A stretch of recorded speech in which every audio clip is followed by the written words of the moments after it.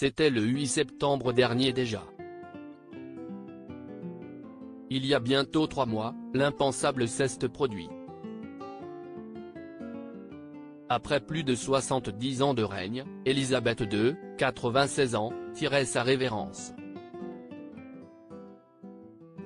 Discrète mais dévouée jusqu'au bout comme elle l'avait pris lors de son accession au trône, la reine s'en est allée, laissant toute une famille en deuil et un peuple dans le chagrin, lui qui, quelques mois plus tôt, célébrait pourtant avec une immense joie le jubilé de platine de la souveraine, apparu par surprise au balcon du palais de Buckingham.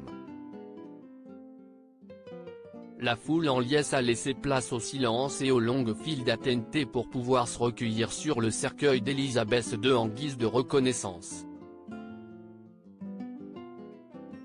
Malgré les périodes maussades que la monarchie a pu traverser, parmi eux, le divorce de Diana et Charles, l'incendie du château de Windsor et plus récemment, le départ de Meghan Markle et du prince Harry, les Britanniques retiennent le courage, la force et le dévouement d'Élisabeth II envers son pays. Il faut dire que la fatigue des derniers mois et les problèmes de santé qu'elle a connus ne l'avaient pas empêché d'honorer des obligations entre deux périodes de repos conseillées par les médecins. Élisabeth II atteinte d'un cancer ? Jusqu'au bout, Élisabeth II se sera battue pour son peuple. Et il se pourrait qu'elle l'ait fait beaucoup plus qu'on ne le croit.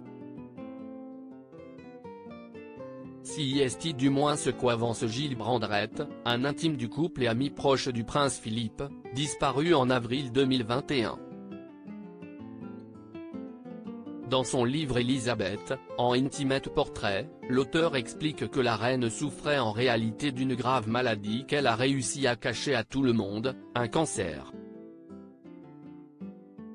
J'ai entendu dire que la reine avait développé une forme de myélome, un cancer de la moelle osseuse, qui pourrait expliquer la fatigue, la perte de poids et les problèmes de mobilité qu'on lui connaissait dans les dernières années de sa vie, écrit-il dans son livre dont les propos ont été rapportés par The Sun.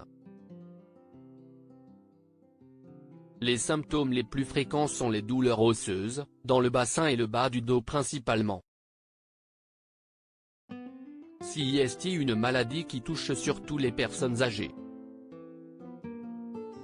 Seul moyen de contrer la maladie, l'amour des proches et des aides médicamenteuses. Il n'y a pas de traitement efficace mais il existe des médicaments qui aident à la régulation du système immunitaire et aident à renforcer la structure osseuse. Tout cela permet d'atténuer les symptômes et d'augmenter l'espérance de vie des patients de quelques mois à plusieurs années. Si cette explication n'est pas impossible, elle reste néanmoins à prendre avec des pincettes.